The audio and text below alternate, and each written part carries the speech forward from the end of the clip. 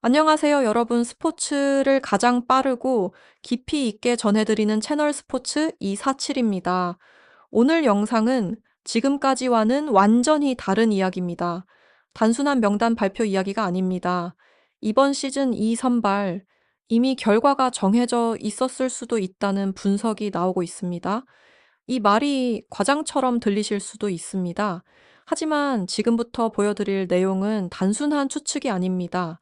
실제 경기 데이터, 선수 기용 패턴, 그리고 감독의 발언까지 모든 것을 종합해 보면 하나의 결론으로 이어집니다. 이번 선발은 선택이 아니라 필터였다는 사실입니다. 시즌은 공식적으로 끝났습니다. 하지만 진짜 경쟁은 지금부터 시작됐습니다. 많은 팬들이 같은 질문을 던졌습니다. 누가 살아남는가? 하지만 이 질문 자체가 틀렸을 수도 있습니다. 정확한 질문은 이것입니다. 누가 이미 살아남도록 설계되어 있었는가? 이 차이는 매우 중요합니다. 왜냐하면 이건 단순한 경쟁이 아니라 시스템이기 때문입니다. 추신수 감독의 메시지를 떠올려 보겠습니다. 감정보다 결과, 인지도보다 기여도, 유지보다 변화, 이 세 가지 기준, 이건 단순한 인터뷰가 아닙니다. 하나의 선언입니다.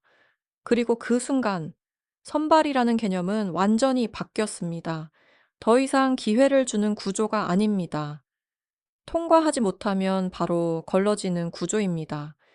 이건 오디션이 아닙니다. 필터링 시스템입니다. 그래서 지금 우리가 봐야 할 것은 명단이 아닙니다. 왜 그 명단이 만들어졌는가 합니다. 어떤 기준이 작동했는가. 그리고 더 중요한 질문, 그 기준은 언제부터 적용되고 있었는가입니다. 일부에서는 이런 이야기도 나오고 있습니다. 이미 시즌 1 중반부터 내부 평가 시스템이 작동하고 있었다는 분석입니다. 특정 선수들은 계속 기회를 받았습니다. 반대로 어떤 선수들은 점점 기용 시간이 줄어들었습니다. 이건 단순한 컨디션 문제였을까요? 아니면은 이미 평가가 끝난 결과였을까요? 이 질문은 굉장히 중요합니다.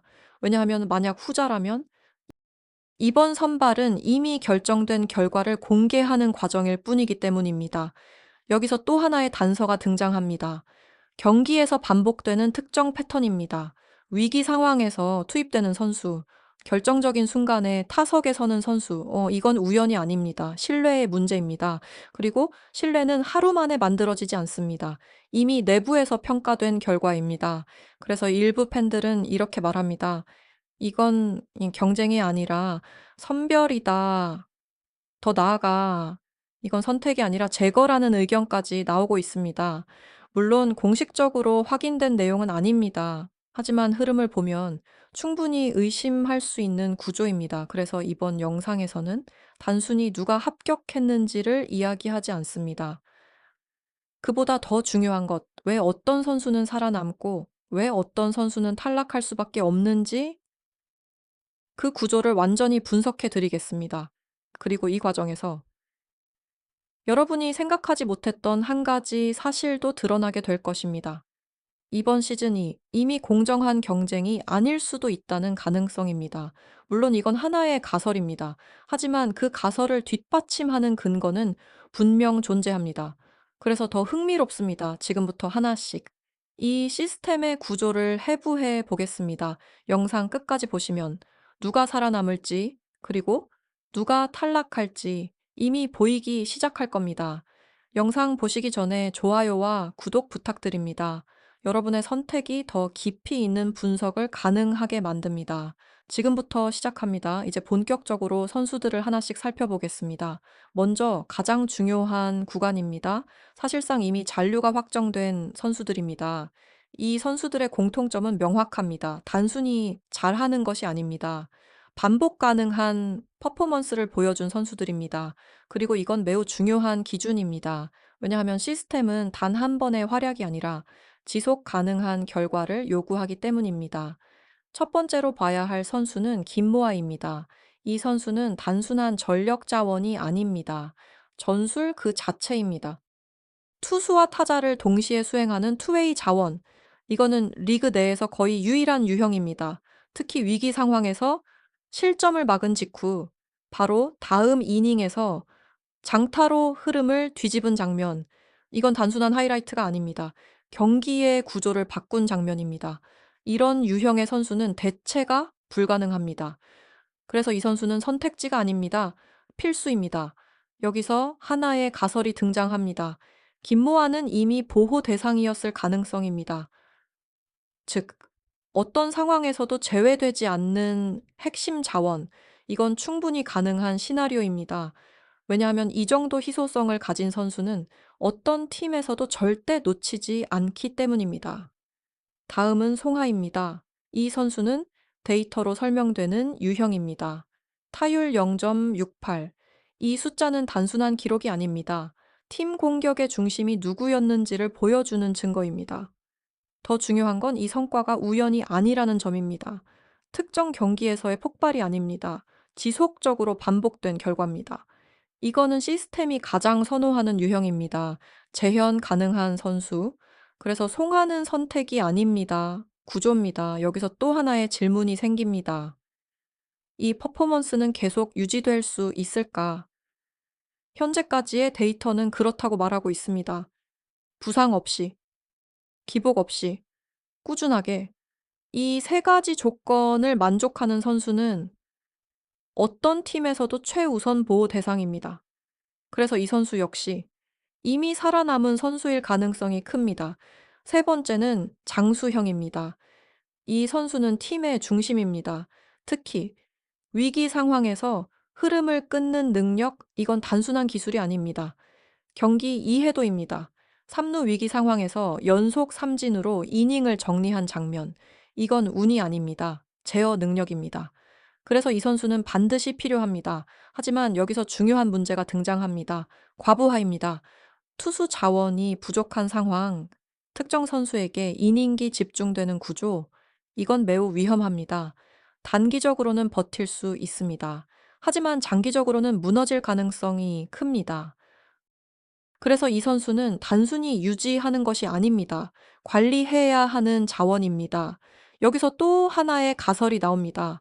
장수형을 중심으로 이미 투수 운영 구조를 재설계하고 있었을 가능성입니다. 즉, 선수를 맞추는 것이 아니라 시스템을 맞추는 단계로 들어갔다는 의미입니다. 이 세 명을 정리하면 명확합니다.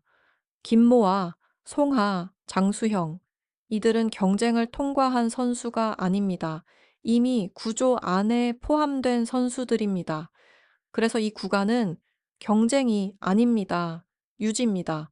그리고 바로 이 지점에서 이번 선발의 본질이 드러납니다.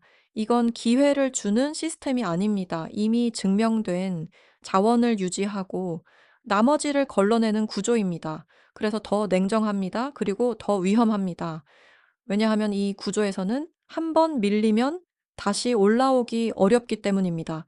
이제 다음 구간으로 넘어갑니다. 가장 위험한 구간입니다. 살아남을 수도 있고 탈락할 수도 있는 선수들, 리스크 존입니다. 이제 가장 중요한 구간입니다. 리스크 존입니다. 이 구간에 있는 선수들은 공통점이 있습니다. 실력은 충분합니다. 하지만 불안정합니다. 그래서 더 위험합니다. 그리고 더 중요한 변수입니다. 먼저 노자와 아야카입니다. 이 선수는 시즌 1에서 가장 강력한 임팩트를 남긴 투수입니다. 구속 시속 110km. 이 수치는 단순한 숫자가 아닙니다. 타자들의 타이밍을 완전히 무너뜨리는 수준입니다. 실제로 헛스윙 장면이 반복됐습니다. 이건 우연이 아닙니다. 그 구위 자체의 경쟁력입니다. 그래서 이 선수는 게임 체인저입니다. 하지만 동시에 가장 위험한 변수입니다. 문제는 명확합니다. 어깨 부상입니다. 이건 단순한 컨디션 문제가 아닙니다. 사용 방식의 문제입니다. 과부하, 반복된 투구, 그리고 관리 실패. 이 세 가지가 겹치면서 퍼포먼스가 극단적으로 흔들리기 시작했습니다. 특히 압박 상황에서의 제구 불안, 이건 치명적입니다. 같은 선수인데 완전히 다른 결과가 나옵니다. 그래서 이 선수는 양날의 검입니다. 여기서 하나의 질문이 생깁니다. 이 선수를 제외해야 할까요? 현실적인 답은 아닙니다. 이런 유형의 선수는 단순한 전력이 아닙니다. 판을 바꾸는 카드입니다. 그래서 해법은 하나입니다. 배제가 아닙니다. 재설계입니다. 이닝 제한, 상황별 투입, 역할 분리, 이 세 가지가 핵심입니다. 여기서 또 하나의 가설이 등장합니다. 이미 내부에서는 이 선수를 위한 별도의 관리 플랜이 존재할 가능성입니다. 특정 경기에서의 투입 타이밍, 이닝 제한, 컨디션 체크. 이 모든 것이 이미 계획되어 있었을 수 있습니다. 물론 확인된 사실은 아닙니다. 하지만 지금까지의 패턴을 보면 충분히 의심할 수 있는 구조입니다. 그래서 이 선수는 탈락 후보가 아닙니다. 설계 대상입니다. 다음은 김성현입니다. 이 선수는 완전히 다른 유형입니다. 눈에 띄는 기록은 없습니다. 하지만 계속 기용됩니다. 이건 매우 중요한 신호입니다. 이유는 명확합니다. 경기 안에서 보이지 않는 역할을 수행하기 때문입니다. 피지컬, 반응 속도, 공간 커버, 이 세 가지는 데이터로 완전히 설명하기 어렵습니다. 하지만 실제 경기에서는 매우 중요합니다. 그래서 이 선수는 단순한 백업이 아닙니다. 구조유지 장치입니다. 여기서 흥미로운 포인트가 나옵니다. 완벽한 선수만으로 팀을 구성할 수 있을까요? 현실적으로 불가능합니다. 오히려 일정 수준의 불안정성이 필요합니다. 왜냐하면 그 불안정성이 경쟁을 만들기 때문입니다. 그리고 경쟁은 팀의 긴장도를 유지합니다. 그래서 김성현 같은 유형은 의도적으로 유지될 가능성도 있습니다. 여기서 하나의 가설이 더해집니다. 이 선수는 단순한 실력 평가가 아니라 팀 구조를 유지하기 위한 설계 요소일 가능성입니다. 즉, 퍼포먼스보다 역할이 중요한 케이스입니다. 이건 매우 흥미로운 구조입니다. 왜냐하면 이 순간부터 선발 기준이 완전히 바뀌기 때문입니다. 잘하는 선수가 아니라 필요한 선수를 남기는 시스템. 이게 바로 현재 구조입니다. 그래서 이 구간은 가장 불안정하지만 동시에 가장 전략적인 구간입니다. 노자와 아야카, 김성현. 이 두 선수는 공통점이 있습니다. 결과가 아니라 사용 방식에 따라 가치가 결정되는 선수입니다. 그래서 이 구간은 실력 평가가 아닙니다. 설계의 문제입니다. 그리고 바로 이 지점에서 이번 시즌 2의 본질이 드러납니다. 이건 단순한 경쟁이 아닙니다. 구조를 만드는 과정입니다. 이제 다음으로 넘어갑니다. 가장 냉정한 구간입니다. 탈락 후보입니다. 이제 가장 냉정한 구간입니다. 탈락 후보입니다. 여기서부터는 분위기가 완전히 달라집니다. 더 이상 가능성을 이야기하지 않습니다. 결과만 남습니다. 그리고 그 결과는 이미 어느 정도 드러나 있습니다. 첫 번째로 봐야 할 선수는 신수지입니다. 이 선수의 문제는 단순하지 않습니다. 기록으로도 설명됩니다. 3패. 이건 단순한 숫자가 아닙니다. 이미 평가가 끝난 결과입니다. 하지만 더 중요한 것은 내용입니다. 재구 불안, 역할의 모호성, 그리고 결정적인 순간에서의 영향력 부족. 이 세 가지는 우연이 아닙니다. 구조적 한계일 가능성이 큽니다. 왜냐하면 이 문제는 반복되었기 때문입니다. 한 번이 아닙니다. 여러 번입니다. 그래서 이건 슬럼프가 아닙니다. 패턴입니다. 이 순간부터 평가 방식이 바뀝니다. 가능성이 아니라 재현 가능성입니다. 다시 말해, 이 문제가 앞으로도 반복될 것인가? 그 질문에 대한 답이 부정적이라면 선택은 이미 끝난 것입니다. 여기서 하나의 가설이 등장합니다. 신수지는 이미 내부 평가에서 탈락이 결정되었을 가능성입니다. 즉, 이번 선발은 마지막 확인 절차였을 수도 있습니다. 물론 공식적으로 확인된 내용은 아닙니다. 하지만 지금까지의 흐름을 보면 충분히 가능한 시나리오입니다. 그래서 이 구간은 더 잔인합니다. 경쟁이 아닙니다. 정리입니다. 여기서 또 하나의 중요한 사례가 등장합니다. 노자와 아야입니다.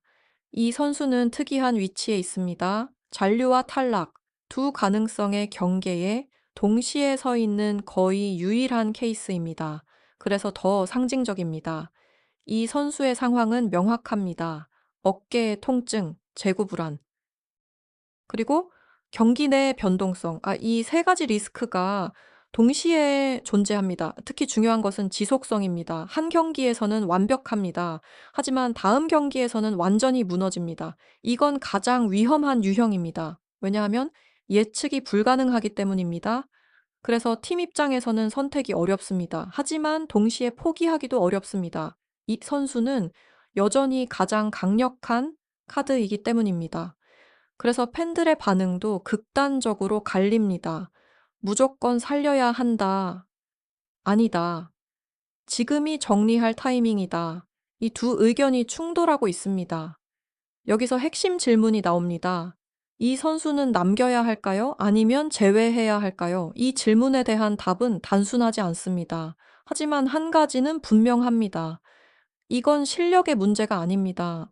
관리의 문제입니다. 그래서 이 선수의 운명은 선수 본인이 아니라 시스템이 결정할 가능성이 큽니다. 그러니까 어떻게 쓰느냐, 뭐 어디에 쓰느냐, 뭐 얼마나 쓰느냐, 이 세 가지에 따라 결과가 완전히 달라집니다. 그래서 이 선수는 탈락 후보이면서 동시에 핵심 변수입니다. 이건 매우 특이한 위치입니다. 여기서 우리는 중요한 사실 하나를 확인할 수 있습니다. 이번 선발은 단순한 평가가 아닙니다. 선수를 분류하는 작업입니다. 유지할 선수, 설계할 선수, 그리고 정리할 선수. 이 세 가지로 나뉩니다. 그리고 바로 이 구조가 시즌 2의 본질입니다. 이건 더 이상 감정이 아닙니다. 시스템입니다. 그리고 바로 다음, 이 모든 것을 종합하는 단계로 넘어갑니다. 결론입니다. 이제 마지막입니다. 지금까지 모든 구조를 하나로 정리해야 할 순간입니다. 우리는 단순한 명단을 본 것이 아닙니다. 하나의 시스템을 보고 있습니다. 그리고 그 시스템은 이미 작동하고 있습니다. 시즌 1은 끝났습니다. 하지만 진짜 변화는 지금부터입니다. 이제 이 프로그램은 완전히 다른 단계로 들어섰습니다. 감정이 아닙니다. 서사가 아닙니다. 결과입니다. 그리고 그 결과를 만들어내는 구조입니다. 여기서 가장 중요한 변화가 하나 있습니다. 팬의 위치입니다. 과거에는 시청자였습니다. 지켜보는 입장이었습니다. 하지만 지금은 다릅니다. 해석자입니다. 왜 이 선수가 남았는가? 왜 저 선수가 탈락했는가? 이 질문을 스스로 분석하기 시작했습니다. 이건 매우 중요한 변화입니다. 왜냐하면 이 프로그램이 단순한 예능이 아니라 하나의 경쟁 콘텐츠로 진화했다는 의미이기 때문입니다. 이제는 감동만으로는 부족합니다.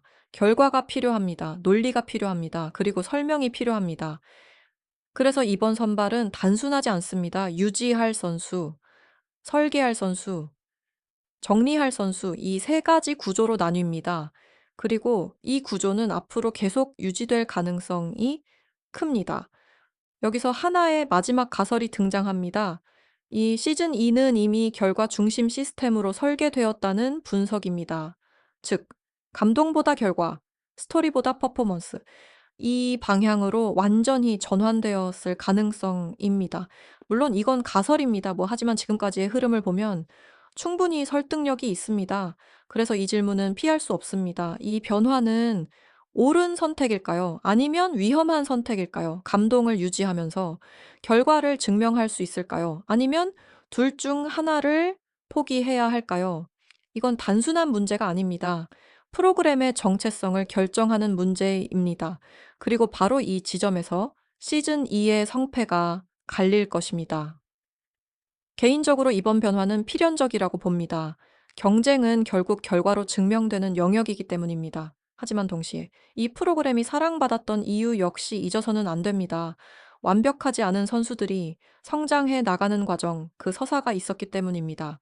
그래서 이번 시즌 2는 가장 어려운 균형 위에 서 있습니다. 결과와 감동, 경쟁과 서사, 이 두 가지를 동시에 잡아야 합니다. 만약 이 균형이 무너지면 어느 한쪽도 만족시키기 어려울 것입니다. 그래서 더 중요합니다. 이번 선택 하나하나가 앞으로의 방향을 결정하기 때문입니다. 이제 남은 것은 하나입니다. 결과입니다. 이 시스템이 정말 더 강한 팀을 만들어낼 수 있을지, 아니면은 예상치 못한 균열을 만들지, 그 답은 앞으로의 경기에서 드러나게 될 것입니다. 여러분은 어떻게 생각하십니까? 이번 선발 공정한 경쟁이라고 보시나요? 아니면 이미 설계된 구조라고 보시나요? 여러분의 생각을 댓글로 남겨주세요. 오늘 영상이 도움이 되셨다면 좋아요와 구독 부탁드립니다. 스포츠 247은 앞으로도 결과 뒤에 숨겨진 진짜 구조를 계속 분석해 드리겠습니다. 지금까지 스포츠 247이었습니다. 시청해 주셔서 감사합니다. 다음 영상에서 다시 만나겠습니다.